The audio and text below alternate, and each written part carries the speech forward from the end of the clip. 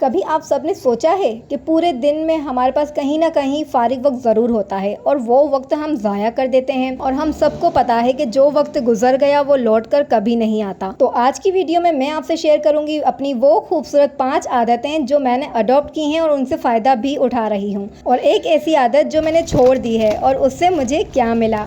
अस्सलामुअलैकुम my YouTube family, कैसे हैं आप सब। आई होप आप सब ठीक होंगे, खैरियत से होंगे। अल्हम्दुलिल्लाह मैं भी बिल्कुल ठीक ठाक हूँ और वेलकम करती हूँ आज के एक नए व्लॉग में और एक नई सुबह के साथ आप सबको। अच्छा जी, यहाँ पर जो है ना सुबह तो हो चुकी थी और सुबह उठते के साथ ही जो है ना मैं बच्चों को नाश्ता वगैरह देने के बाद जो है ना आदत सी बन चुकी है कि इस शहज़ादे को भी जो है ना पानी वगैरह दे देती हूँ जो हमारे घर में आ चुका है। अच्छा, बात सारी ये कि आप एक चीज़ का ख्याल रखते हैं ना, फिर चाहे वो दुनिया की कोई भी चीज़ क्यों ना हो, जब आपको उससे मोहब्बत हो गई और आप उसका ख्याल कर रहे हैं ना, तो फिर कुछ अरसे के बाद वो चीज़ आपको जो है ना ग्रो होती हुई नज़र आती है, आपको फ़ायदा भी पहुँचाती हुई नज़र आती है। तो अच्छा, फ़ायदे से बात यहाँ पर यह आती है कि मैं जो है ना आज इसी टॉपिक पर बात करने वाली हूँ कि वो ऐसी 5 कौन सी आदतें हैं जो मैंने अडॉप्ट की हैं और उनसे मैं फ़ायदा उठा रही हूँ। तो आज मैं आप सबके साथ वो आदतें भी शेयर करूँगी। इसी के साथ आप सब जो है ना मेरा व्लॉग देखते रहें कि आज की मेरी रूटीन में क्या क्या शामिल है। और अभी तक मेरे चैनल पर जो जो न्यू आए हैं ना, तो भाई पहले चैनल को सब्सक्राइब कर लें और वीडियो अच्छी लगे तो उसे लाइक भी कर दीजिएगा। और बहुत सारे ऐसे कमेंट हैं जिनके ऊपर भी आज मैं बात करने वाली हूँ। सबसे पहली आदत जो है ना मेरी, वो मैंने अपनी ज़िंदगी में जो अडॉप्ट की है वो है नमाज़। अच्छा, पहले मैं नमाज़ नहीं पढ़ा करती थी, जो सच है वही आप सबसे बताऊंगी, क्योंकि झूठ बोलकर मुझे कोई फ़ायदा हासिल नहीं है। हो सकता है मेरी इस बात से जो है ना किसी को मोटिवेशन मिले और कोई एक बंदा भी अगर मेरी इस बात से नमाज़ पढ़ने की आदी हो जाता है तो क्या ही बात है। मैं पहले अपना पूरा दिन यहाँ वहाँ फजूल के कामों में गुजार दिया करती थी। अजान होती थी, मैं सुनती थी, नमाज का वक्त होता था और मैं उस वक्त को ज़ाया कर देती थी। एक दिन ख़वातीन की जो मजालिस होती है ना, वहाँ से मुझे दावत आई और मैं भी चली गई। वहाँ पर अल्लाह और अल्लाह के नबी की प्यारी प्यारी सी बातें हो रही थी। वहाँ पर पूछा गया कि कौन कौन नमाज़ पढ़ता है, तो किसी ने हाथ उठाया, किसी ने नहीं उठाया। फिर मैंने भी बताया कि भाई मैं भी कभी कभार पढ़ लिया करती हूँ, ज़्यादातर तो मुझे वक्त भी नहीं मिलता। फिर उन्होंने मुझे कहा कि हिरा, क्या आपने कभी सोचा है कि आपको नमाज का वक्त क्यों नहीं मिलता? क्योंकि अल्लाह सुब्हाना ताला आपको वक्त देना ही नहीं चाहते, अल्लाह सुब्हाना ताला आपको बुलाना ही नहीं चाहते, क्योंकि आपका दिल जो नहीं चाहता।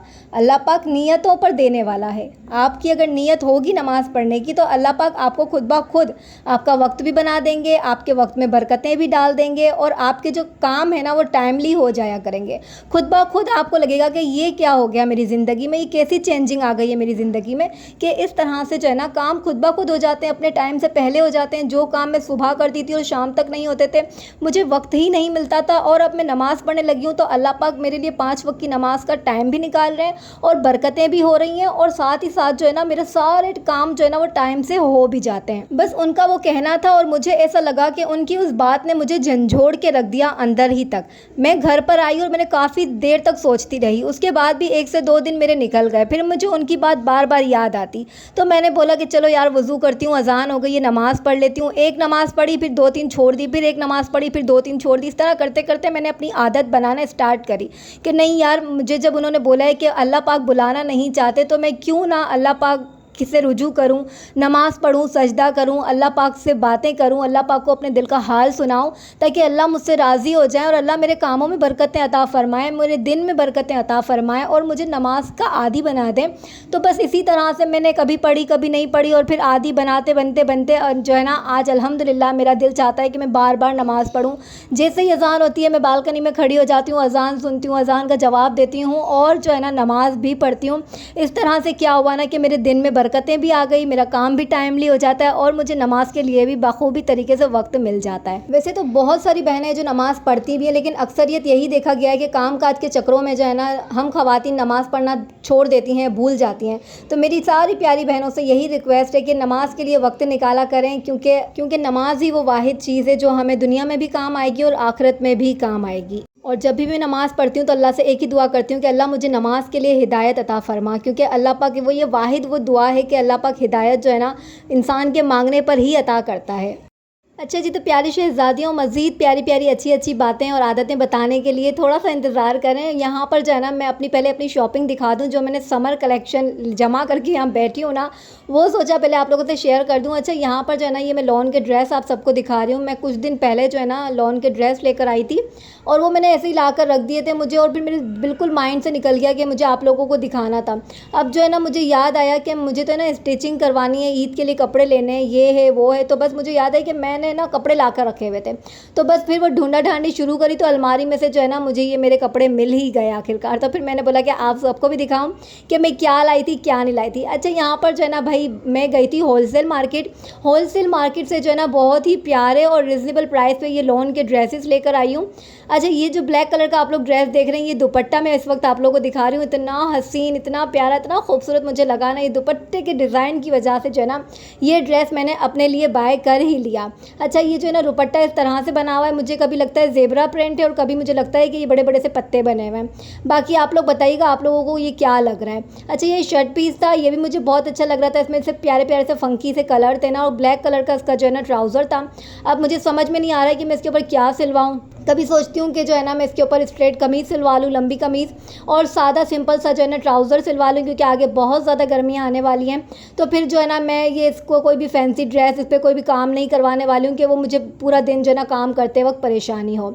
अच्छा जी, ये वाला ड्रेस रखते हैं। अब दूसरा दिखाते हैं कि भाई ये जो है ना ग्रे एंड पिंक कलर का ड्रेस था, ये भी बहुत ही इंतहाई खूबसूरत था। अच्छा, वो जो दिखाया वो 3 पीस था प्लेन शलवार के साथ, और ये वाला जो ग्रे कलर का ड्रेस मैं आप सबको दिखा रही हूँ ना, अच्छा इसकी जो शलवार और कमीज़ जो है ना वो ऑल ओवर पे बनी हुई है, और ये दोनों कंप्लीट जो है ना ये 3 पीस सूट ही है, लेकिन जो है ना इसकी कमीज़ और शलवार जो है ना वो एक ऑल ओवर ही है, और प्रिंटेड दुपट्टे के साथ है। अच्छा, तो दुपट्टे के ऊपर ना ऐसे 3D प्रिंट बना हुआ था, जैसे बड़े बड़े से फ्लावर बने हुए थे, और ग्रे कलर जो है ना वैसे ही बहुत ज़्यादा ठंडा कलर रहता है, और कराची में बहुत ज़्यादा गर्मियाँ पड़ती हैं, तो भाई आपके पास एक आधा जो है ना लाइट कलर होना भी ज़रूरी है। तो फिर मैंने जो है ना ये लाइट कलर का जो है ना ग्रे कलर का ड्रेस ले लिया था, साथ ही साथ इसके ऊपर ये पिंक कलर के फ्लावर मुझे बहुत अट्रैक्ट कर रहे थे, तो मुझे बहुत प्यारा लगा। अब मेरे माइंड में ये भी था कि मैं कपड़े ले तो रही हूँ, पीछे से मेरी जो 2 शहज़ादियाँ हैं ना वो कब्ज़ा कर ही लेंगी, तो फिर मैंने उनको भी माइंड में रखते हुए जो है ना यहाँ पर ये ड्रेस लिए थे। एक अपने लिए ले लिया था और एक इन दोनों के लिए रख लिया था। वैसे तो तीनों पे मेरी ही नीयत ख़राब थी, लेकिन क्या करें, जब बेटियां आपके कद के बराबर आ जाती हैं ना, तो फिर आपको उनका भी सोचना पड़ता है। फिर देखा है ना कि माँ जब बाज़ार जाती है तो पहले अपनी बेटियों के लिए सोच रही होती है, फिर अपने लिए कुछ पसंद करती है। अच्छा, तीसरा ड्रेस जो ये लिया था, ये भी ऑल ओवर शलवार कमीज़ है, और साथ ही साथ जो है ना प्रिंटेड दुपट्टा भी है। तो ये जो है ना ब्लू एंड पर्पल का शेड में ड्रेस था, साथ में इसके ऊपर भी जो है ना ये पिंक कलर के बड़े बड़े से फ्लावर बने हुए थे, तो बहुत खूबसूरत लग रहा था, तो ये मैंने ले लिया था। अच्छा, ये भी 3 पीस ड्रेस है, और भाई गर्मियाँ तेज़ होना, तो फिर हम लेडीज़ को यही चाहिए होता है कि लॉन के ड्रेसेस हों और सॉफ्ट स्टफ़ के साथ हों, बहुत ही अच्छा फैब्रिक हो। अब इतना मिल जाए और कम प्राइस में मिल जाए तो फिर और हमें क्या चाहिए। तो यकीन मानिए इतनी कम प्राइस में मुझे मिल गया, क्योंकि मैं कोई बड़ी मार्केट नहीं गई थी। हाँ, बड़ी मार्केट तो गई थी, लेकिन वहाँ पर जो ना मैंने बड़ी बड़ी शॉप से नहीं बाय किया, मैंने उस बड़ी मार्केट में जो होल सेल था ना, होल सेल से ये ना अपने ड्रेसेस पसंद किए थे और वहीं से लिए थे। आगे चल को आपकी इसकी जो है ना प्राइजेस भी बताती हूँ कि कौन सा ड्रेस मैंने कितने का बाय किया था। और ये तीनों ड्रेस जो है ना मैंने ऐसे ही घर में कैजुअली पहनने के लिए ही लिए थे। कोई भी इस तरह से मेरा माइंड नहीं था कि मैं या तो ईद पे पहनूंगी या कुछ करूंगी। लेकिन अब जो है ना बड़ी ईद आने में ना जो सिर्फ थोड़े से ही दिन रह गए हैं और मैंने अभी तक ईद की कोई शॉपिंग भी नहीं करी है, तो ये 3 ड्रेस पड़े हुए थे। मैंने बोला सोचा कि चलो अब ये स्टिच करवा लेती हूँ। पर्पल वाला महानूर ने ले लिया, ग्रे वाला जो है ना इशाल ने ले लिया, और ब्लैक जो है ना वो मेरा हो गया। तो मैंने सोचा इसको स्टिच करवा लेती हूँ, क्योंकि हो सकता है बड़ी ईद जब आती है ना तो मेरे ससुराल में ना बहुत सारी दावतें होती है। फिर एक दिन एक जेठ के घर जाना है, एक दिन दूसरे जेठ के घर पे जाना है, तो इस तरह से कपड़ों की जो है ना बहुत ज़्यादा ज़रूरत होती है। अच्छा, ये ब्लैक वाला ड्रेस देख रहे हैं ना, इसके ऊपर देखिए छोटी सी एक चिट लगी हुई है। ये है 2050 रुपये का, और इसकी जो एक्चुअल प्राइस थी ना मैं आपको करीब जूम करके दिखाऊँ तो ये 5991 रुपये का था, लेकिन हमें होलसेल प्राइस पर ये मिला और बहुत ज़्यादा डिस्काउंट के साथ मिले, तो फिर ये मुझे 2050 रुपये का मिला। और ये जो 2 इशाल और महानूर के ड्रेस लिए ये मुझे जो है ना 1550 रुपये के मिले। भाई इतने अच्छे 3 पीस ड्रेस और इतने अच्छे स्टफ़ के साथ इतनी कम प्राइस में मिले, तो फिर हम लेडीज़ को और क्या चाहिए। और मैंने ये ड्रेस जो है ना वो तारिक रोड से लिए थे, वहाँ पर होलसेल मार्केट से लिए थे, होलसेल शॉप है वहाँ से लिए थे, ठीक है ना। और आपने कमेंट सेक्शन में लाजिम बताना है कि आपको ये ड्रेस जो है ना लॉन के मेरे कैसे लगे हैं और इनकी प्राइस जो है ना वो कैसी लगी है। बहुत ज़्यादा महंगे तो मैं नहीं लेकर आ गई ना, आपने ये भी बताना है। अच्छा जी, तो मेरी प्यारी प्यारी सी बहनों, यहाँ पर जो है ना मैं गोश्त का सालन बनाने लगी हूँ। गोश्त का सालन और चावल बनाऊँगी। और इसी के हवाले से एक बात ये भी करूँगी कि मुझे काफ़ी सारे कमेंट आ रहे होते हैं कि भाई तुम्हारे मियाँ तो लाखों में कमाते हैं, लगता है हर चीज़ इतने खुले हाथों से इस्तेमाल करती हो, बच्चियों को इतनी खर्ची देती हो, जबकि हम तो 50 रुपये देते हैं, ठीक है ना। और इतनी बरकत कैसे हो जाती है तुम्हारी हर चीज़ के अंदर। तो आज मैं आपको अपनी वो दूसरी आदत भी बता देती हूँ कि जो मैंने अडॉप्ट की हुई है काफ़ी सालों से, और फिर इसी की वजह से जो ना मेरे घर में इतनी बरकतें, इतनी रहमतें कि मैं जो है ना 1 महीने का अगर राशन लेती हूँ ना, उसमें से इतनी सारी चीज़ें हैं कि वो ख़त्म होने का नाम नहीं लेती। मेरा जो है ना दूसरे महीने की ग्रोसरी का टाइम आ जाता है, लेकिन मैं फिर से अपना डब्बा खोल के देखती हूँ तो उसके अंदर बहुत सारी चीज़ें मौजूद ही होती हैं। चाहे फिर वो मसालों के डब्बे हों, चावल हो, आटा हो, चीनी हो, किसी भी चीज़ को आप ले लो, अगर वो ख़त्म होने वाली भी होती है ना, कि जैसे अगर थोड़ा सा ही रह गया, लेकिन उसके ख़त्म होने से पहले वो दोबारा से भर भी जाती हैं। तो मेरी हमेशा से आदत है, जब भी मैं घर में ग्रोसरी लेकर आती हूँ ना, वो जब भी मसाले के डब्बे वगैरह जो भी होते हैं, राशन होता है, वो अपने अपने सामान अपनी जगहों पे भर रही होती हूँ, तो सिर्फ़ और सिर्फ एक कलमा पढ़ती हूँ, बिस्मिल्लाहिर्रहमानिर्रहीम। यानी कि मैं चावल डाल रही हूँ तो बिस्मिल्लाहिर्रहमानिर्रहीम, आटा डाल रही हूँ तो बिस्मिल्लाहिर्रहमानिर्रहीम।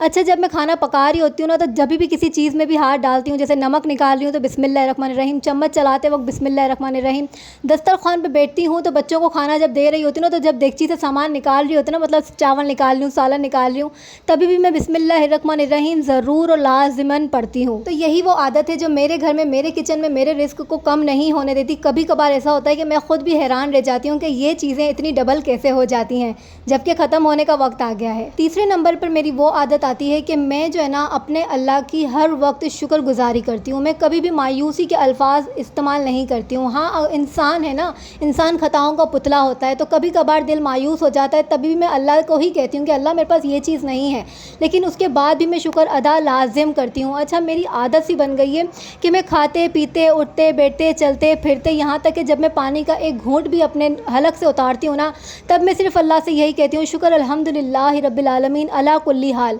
क्योंकि मुझे पता है कि मेरा रब जो है ना, वो शुक्रगुजार बंदों से बड़ा ही राज़ी होता है। ये वो कलिमात हैं जो हम चलते फिरते अगर बोलते रहते हैं ना, मेरा अल्लाह हमारी तरफ मुस्कुरा कर देखता है और फरिश्तों से फरमाता है कि देखो मेरा बंदा हर हाल में मेरा शुक्र अदा करता है, तो जाओ इसके घर में बरकतें अता करो, इसके घर में रिस्क अता करो। मतलब है कि हम सोच भी नहीं सकते, अल्लाह हमें ऐसी ऐसी जगहों से अता फरमाते हैं। तो मेरी प्यारी सी बहनों, चलते फिरते, उठते बैठते, खाते पीते अल्लाह का शुक्र अदा लाजिम किया करें। आप दस्तरखान पर हैं, आप खा रहे हैं, आप अल्लाह का शुक्र अदा करें कि अल्लाह ने आपको ये निवाला आपके पेट तक पहुँचाया।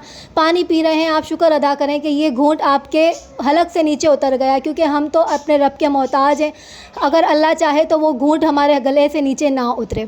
तो बराए मेहरबानी फरमाकर जो है ना, ये छोटे छोटे कलमात अपनी ज़िंदगी में शामिल कर लें। नंबर 4 पर आता है, जो आपको बहुत ही गौर के साथ मेरी ये बात सुननी है कि मैं ऐसा क्या करती हूँ जिससे मेरे हस्बैंड की एक ही कमाई है, उनकी वो पूरा महीना मेहनत करते हैं, उसके बाद उनको एक ही तनख्वाह मिलती है।